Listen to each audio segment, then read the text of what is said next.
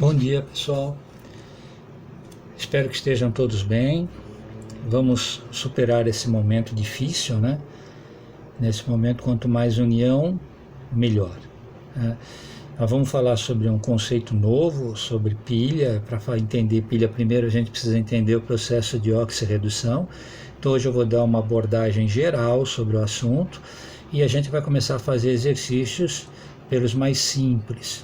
E à medida que a gente vai sentindo qual é o nível de dificuldade que vocês estão sentindo, a gente vai direcionando as aulas para isso, tá legal? Então, como eu falei para vocês, falar sobre pilha envolve um processo de oxirredução, um processo de oxidação e redução. E é preciso que a gente consiga entender isso, né, relacionar isso com o nosso cotidiano. Fica mais fácil de associar e de entender o que está acontecendo. Então, quando a gente tem um metal, por exemplo, o cobre, a gente representa quimicamente por um símbolo, por exemplo, Cu. Então, eu posso associar esse símbolo a uma imagem, um fio de cobre, por exemplo, né? Se você olhar na página 410 do livro, você vai ver que tem logo no começo da página uma placa de cobre mergulhada numa solução azul. Essa solução azul é do íon cobre 2+. Então, quando o cobre perde 2 elétrons, ele sofre um processo chamado de oxidação e forma cobre 2+.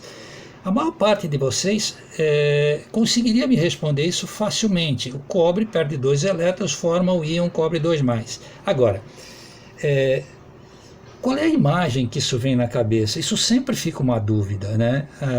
Eu tenho notado isso ao longo do tempo. Então, esse íon cobre 2+, ele para existir na natureza, ele não pode estar na forma de 2+, ele tem que estar junto com um ânion, que já que o ânion é a carga negativa, junto com a carga positiva do cobre, ele cria, né, uma estabilidade e um equilíbrio, né? E esse equilíbrio permite a existência desse íon. Então, toda vez que você tem um cátion, né, um íon positivo tipo cobre 2+, associado a ele você vai ter um ânion também. Isso normalmente acontece na forma de um sal. A maior parte dos sais de cobre são azuis quando em solução. Então, ali você vê, por exemplo, uma placa de cobre mergulhada numa solução azul, que é onde a gente teria o cobre 2+.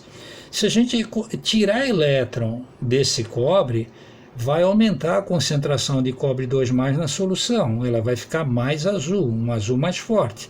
Se eu colocar elétron nessa solução, ela vai formar cobre metálico e eu vou conseguir enxergar a formação de cobre metálico na solução de verdade, tá? Então, se eu retirar 2 elétrons do cobre, ele sofre uma oxidação e se transforma em cobre 2+. Se eu adicionar 2 elétrons no íon cobre 2+, ele sofre uma redução, se transformando em cobre. Então, oxidação é um aumento do número de oxidação, nesse caso de 0 para +2. E redução é uma diminuição do número de oxidação, por exemplo, nesse caso de +2 para 0. Então, é fácil associar, né? Só lembrar, redução é diminuição. Então, quando diminui o número de oxidação, redução. Quando aumenta, oxidação.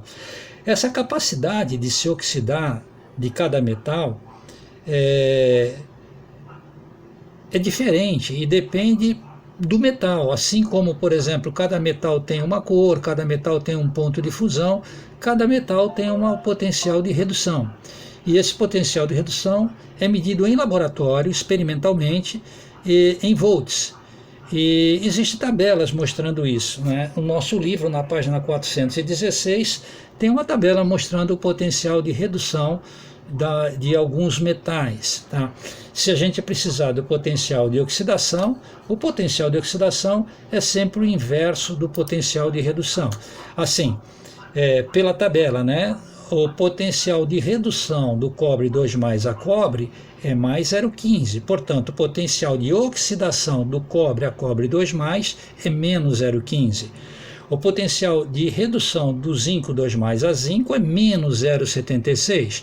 Já o potencial de oxidação do zinco a zinco 2+ é mais 0,76. Ou seja, entre o metal cobre e o metal zinco, quem vai sofrer oxidação é o zinco, que tem maior tendência a se oxidar do que o cobre. O potencial de oxidação dele é maior.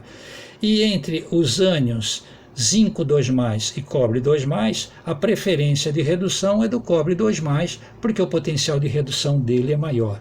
Mais para frente, isso vai ser importante para a gente entender a formação de pilha e os outros exercícios que nós vamos fazer.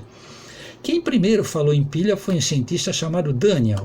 Tá? Na página 410 do livro, 409, ele começa a explicar, e na página 410 ele mostra a pilha de Daniel. Então, eu gostaria que vocês também dessem uma olhada nisso, né? Então, como o íon cobre 2+ tem maior potencial de redução que o zinco 2+, o cobre 2+ tende a sofrer redução ganhando 2 elétrons. De quem que ele vai ganhar esses elétrons? Do metal zinco. Só que se o zinco ceder elétrons para o cobre, para isso acontecer, precisa ter um fio ligando as duas placas. Só que se eu colocar um fio, se o zinco mandar elétrons para o cobre, como o elétron é carga negativa, o eletrodo de zinco com a solução de sulfato de zinco tenderia a ficar positivo. E o eletrodo de cobre com a solução de sulfato de cobre tenderia a ficar negativo. Isso não acontece, porque na natureza sempre existe um equilíbrio de carga. Então, para que esses elétrons passem pelo fio e eu realmente forme uma pilha, eu preciso de uma ponte salina, que é basicamente, né, uma solução iônica, por exemplo, cloreto de sódio, que permite, né, que os íons em solução, no nosso caso sulfato, migrem no sentido inverso, e aí permite a formação real de uma pilha. Então, os elétrons caminham pelo fio e os íons compensam essa carga caminhando pela solução. Existe, então, eu quero que vocês deem uma olhada nisso, né? E eu quero que vocês façam, com esses conhecimentos de hoje, os exercícios de 11 a 17 da página 400 do livro. E antes de vocês fazerem isso, eu gostaria que vocês também olhassem um vídeo que eu coloquei do YouTube, que mostra a montagem experimental de uma pilha de Daniel. Reparem nesse vídeo o momento em que ele tira, né, a ponte salina e a leitura de voltagem cai a zero. Quer dizer, sem ponte salina não tem equilíbrio de carga, não tem pilha. Ok? Então façam os exercícios, depois a gente retorna para rever, corrigir esses exercícios. Vou colocar o gabarito desses exercícios depois de um tempo no portal, né, para vocês verem se está certo, e nós vamos retornar para comentar esses exercícios